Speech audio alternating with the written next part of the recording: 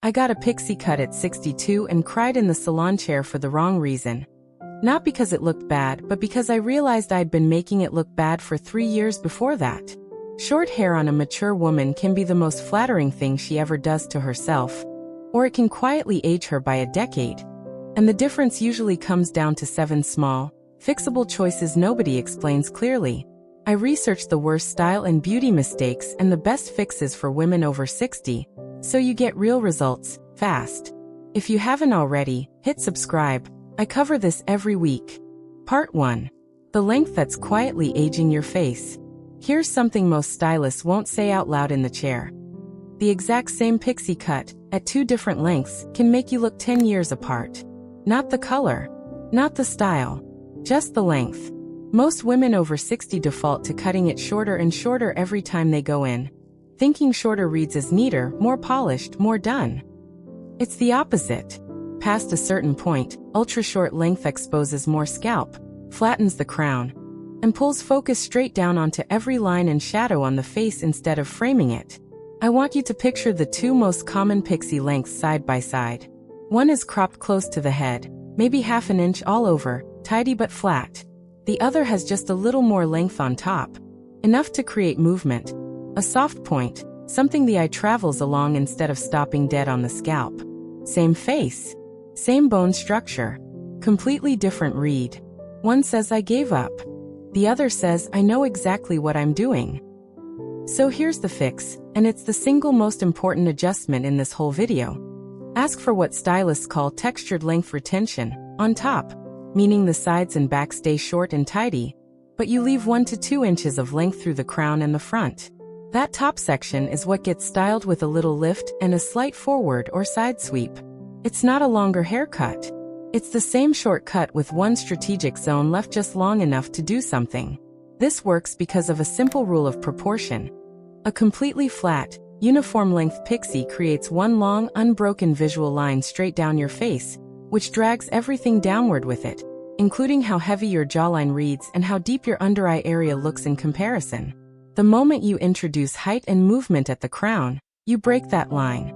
The eye now travels up and across instead of straight down. Your face reads shorter, lifted, more alert. This is the exact same principle stylists use with fringe on longer cuts. It's just been forgotten for pixies because everyone assumes short means as short as possible everywhere. The result shows up faster than you'd think. Women tell me they get asked if they've done something with their skin, not their hair, within a week of this one change, because when the top gains height and movement, the whole face appears to lift with it. Nobody clocks that it's a length adjustment. They just register that you suddenly look more rested, more awake, more like yourself on a good day. That's the quiet power of this fix. It doesn't scream, new haircut. It just makes everything above your shoulders look intentional. Ask specifically for 1 to 2 inches of retained length at the crown with the sides kept short. Write it down if you need to, because just trim it up at the front desk will get you the flat version every single time. Bring a photo of the height and movement you want, not just the overall shape, because stylists respond to specific reference points far better than general descriptions like shorter or neater. There's a texture step that goes with this too. Ask your stylist to point cut the ends at the crown rather than blunt cutting them straight across. Point cutting creates soft, irregular tips instead of one heavy uniform edge. And that softness is what lets the length actually move when you style it, rather than sitting there as a stiff little shelf on top of your head. A blunt crown on a pixie is one of the fastest ways to make even the right length look accidentally severe. Before. Haircut to a uniform half-inch length all over, flat at the crown, no movement. After. Sides and back kept short, 1 to 2 inches of point cut length retained at the crown, styled with lift and a soft forward sweep. Same woman, same bone structure. One version drags the eye down, the other lifts it. And length is only the first domino here, because the next mistake is the one that undoes even a perfect length in about 4 weeks flat if you're not paying attention to it. Part 2. Root growth and the wrong trim schedule.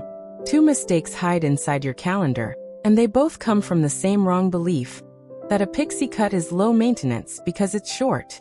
It is not low maintenance. It's a different kind of maintenance, And getting the timing wrong on either your color or your trim schedule is what makes a genuinely good haircut start looking wrong within a month, for reasons that have nothing to do with how it was cut. First, the root growth problem. On longer hair, an inch of regrowth blends in. There's enough length and weight for gravity to soften the line between old color and new growth. On a pixie, there is no length to hide it. An inch of root growth on short hair isn't subtle, it's a visible stripe, and it reads instantly as overdue rather than as a deliberate style choice. This is the single fastest way a beautifully cut pixie starts looking neglected, and it usually has nothing to do with the cut itself. The fix for this one is a scheduling fix, not a product fix. For gray coverage on a pixie, you need touch-ups every 3 to 4 weeks, not the 6 to 8 week window that works fine on longer styles. I know that sounds like a lot, but here's the reframe. A root touch-up on short hair is fast. It's a smaller area of application, and most stylists can do it in under an hour. You're not signing up for more salon time overall. You're just spacing your visits closer together for shorter sessions instead of one long marathon appointment. If the cost is a concern, ask specifically for a root-only service rather than a full color refresh. It's a fraction of the price and it's the only part that actually shows on short hair anyway. The second calendar mistake is trim spacing. And it works in the opposite direction of what most women assume. A pixie doesn't get shaggy the way long hair does, it gets shapeless. Because every section is short, even a 1/4 inch of extra growth is enough to soften the precise lines that made the cut look sharp in the first place. The nape starts looking bulky. The sides lose their clean taper. The top starts flopping instead of holding its lift. None of this looks like needs a trim the way long, split, frizzy ends do. It just looks like the style has quietly stopped working, and most women blame the cut itself instead of the calendar. The fix here is a firm 4 to 5 week trim cycle, no exceptions, even if the length looks fine to you at week 6. This is the part women resist most, because it feels like a lot of upkeep for a cut that's supposed to be easy. But think of it this way. You're not maintaining length, you're maintaining shape, and shape is what a pixie actually is. There's no length to fall back on if the shape goes soft. Ask your stylist to build you a maintenance-only appointment, a quick 15 to 20 minute reshape of just the nape and sides between your full cuts, at a lower price point than a complete restyle. Many salons offer this and don't advertise it. You usually have to ask. Once you lock in both schedules, root touch-ups every 3 to 4 weeks, shape trims every 4 to 5, something shifts. The cut stops looking like something you got once and are now just living with, and starts looking like something that's actively, consistently maintained. That distinction is what separates a pixie that reads as elegant and put together from one that reads as overdue, even when the actual haircut underneath is identical. Before, visible root regrowth and a softened, shapeless nape and sides between appointments spaced too far apart. After, consistent root coverage and crisp, clean shape maintained on a tighter 4 to 5 week cycle. It's the same haircut, the only thing that changed is the calendar. And once your shape is holding steady, there's a texture mistake waiting right underneath it, one that has nothing to do with cutting or color at all. Part 3. The product weight that's flattening your style. This one surprised me the first time a stylist explained it, because it goes against everything we're taught about styling product. More product does not mean more hold, and on a pixie, more product very often means less lift.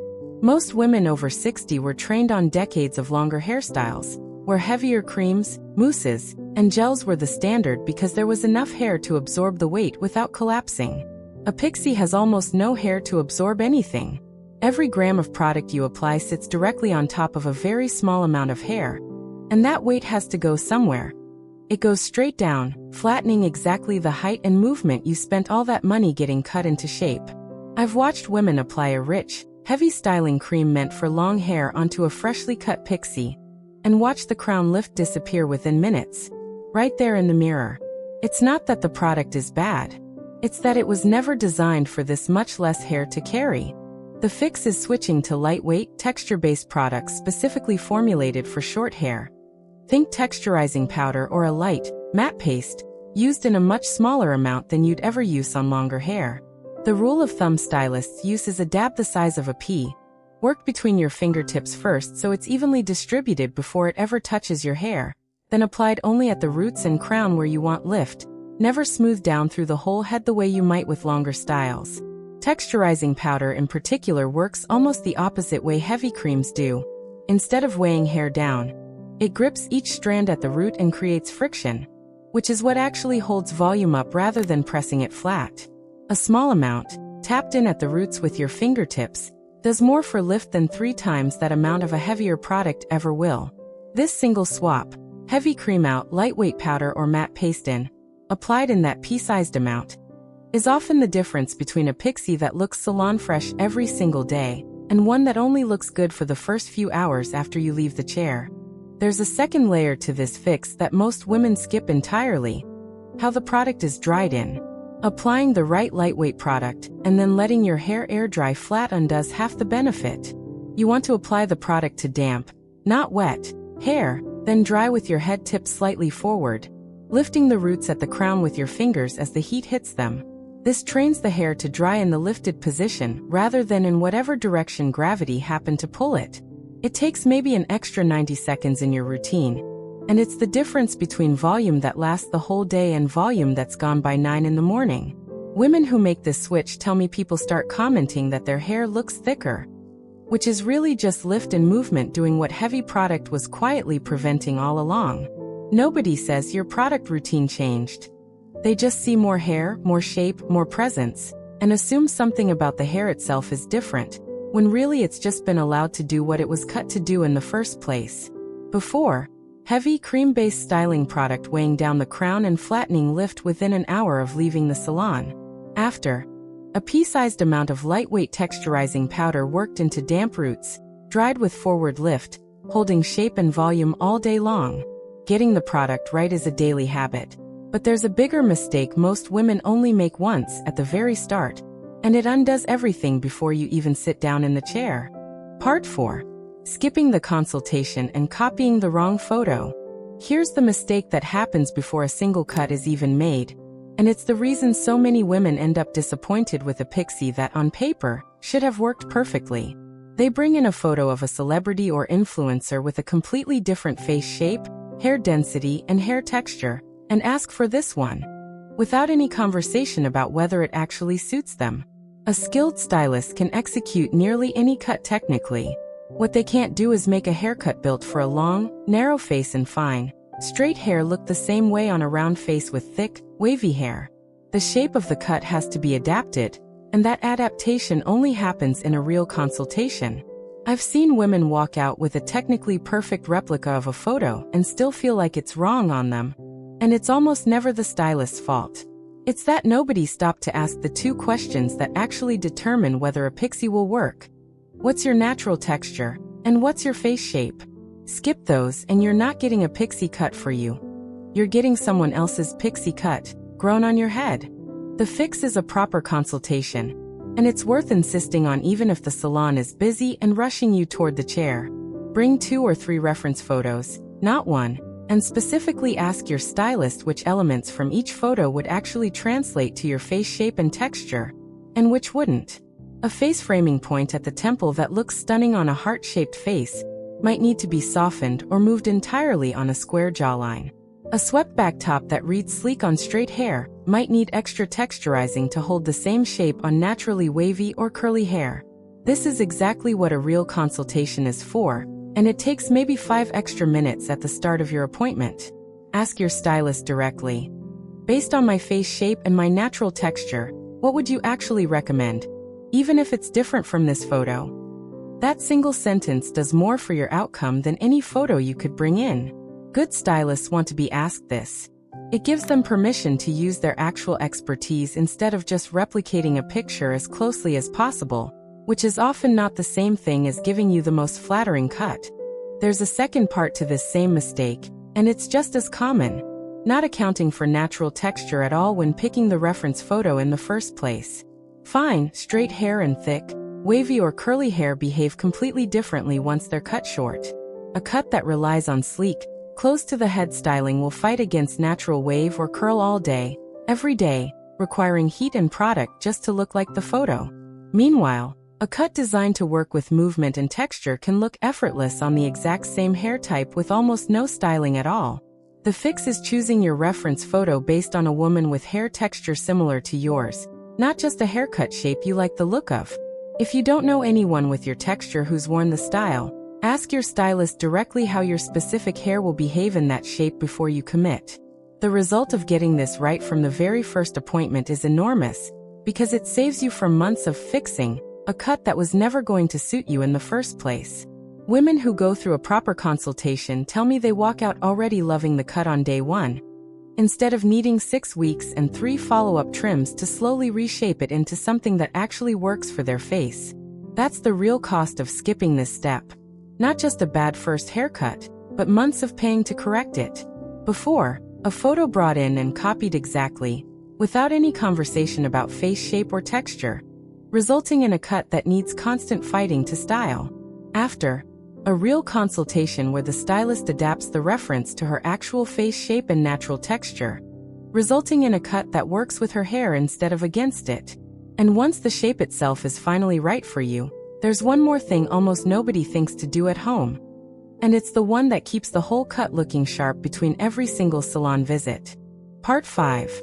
Never styling it yourself between salon visits. Last one. And it's the mistake that quietly undoes all the work from the first 4 parts. Relying entirely on the salon blowout and never actually learning to style the cut yourself at home. It happens all the time. You leave the salon with your hair looking incredible, and then you wash it that evening or the next morning, and suddenly it doesn't look anything like it did in the chair. So the conclusion most women draw is that the cut doesn't hold up, when really nobody ever showed them the 2 or 3 simple moves that recreate that salon finish at home.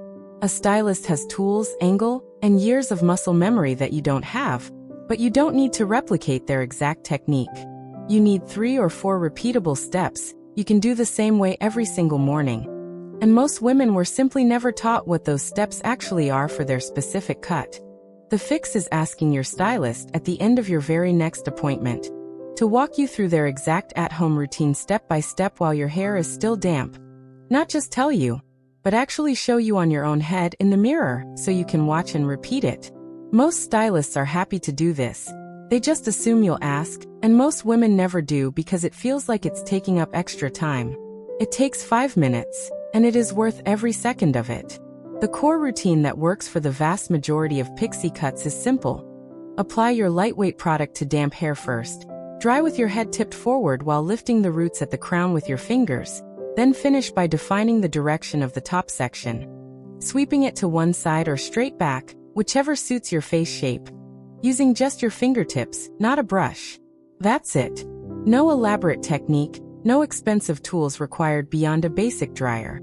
The entire routine takes most women under 10 minutes once they've done it a handful of times, and it becomes automatic. What changes once you actually learn this routine is bigger than it sounds. You stop feeling like your good hair days are something that only happen at the salon, every 4 to 5 weeks, with bad hair days filling in the gaps between.